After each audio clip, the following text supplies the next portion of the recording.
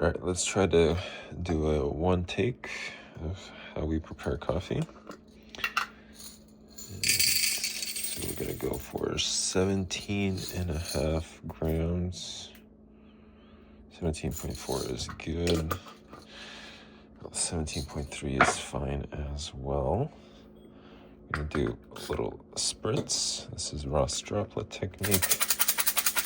It helps reduce static in the coffee when you're grinding so that it grinds evenly, or not evenly, but doesn't clump up in your chute or anything like that.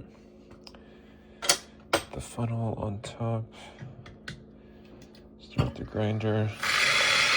Dump the beans.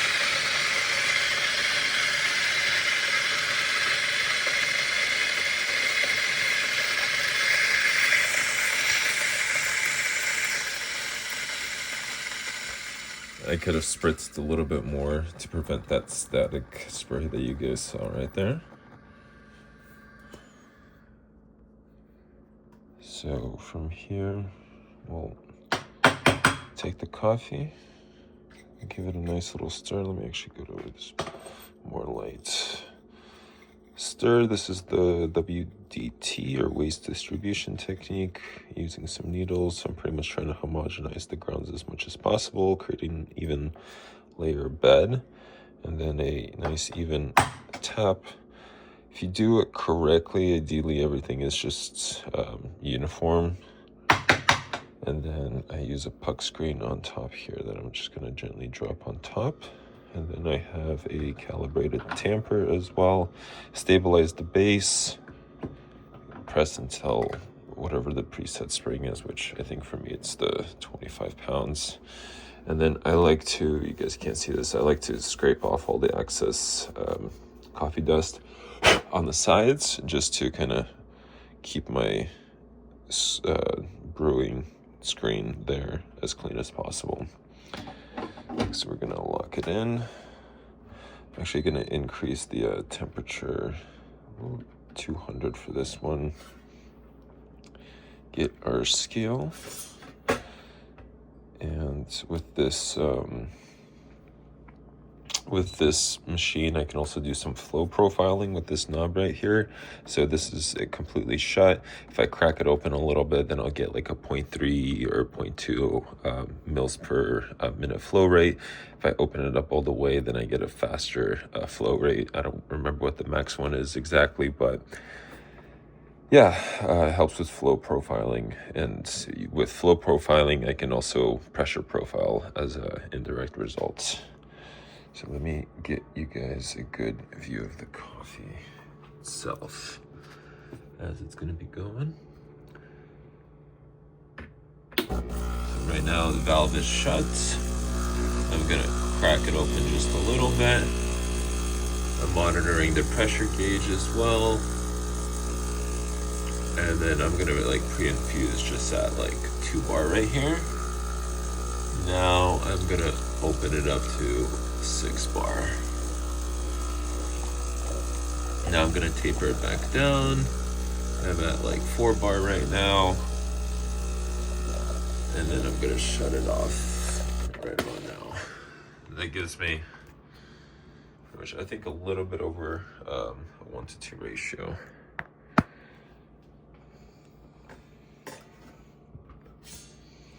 So we'll just set that off to the side for now. This is our coffee. Next, we're gonna steam. Usually I would be steaming at the same time I brew, but I wanted to get that a shot for you guys. So purge the steam wand.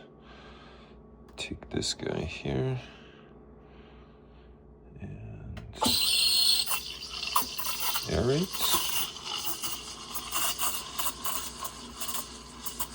On weaker machines, I like to aerate a little bit more. Right here should be fine. And then do the little whirlpool action thing. I go until I pretty much can't hold my pinky at the bottom of the pitcher anymore, or it gets too hot. And then I continue to steam until I hear a change in the milk sound. which usually corresponds to a certain temperature. I used to use a temperature gauge all the time, but now I just kind of do it by feel. So right there, there's a slight change in the pitch of the milk sound, and that's when I'll turn it off. Purge again, and then do a few little knocks, get these bubbles out, and then let's pour now.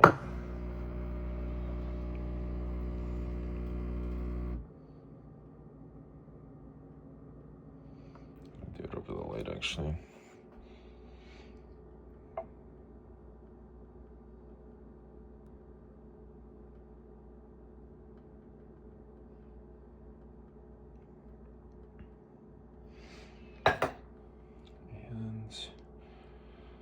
That's what we end up with. Looks all right, nothing too amazing. And then for cleanup, this usually just taps out, and then this usually comes out too as well. I'll show you guys how clean it looks. Usually, it can get kind of cleaner, but then you have this brownie right here. And I would typically just use my knockbox for that. So yeah.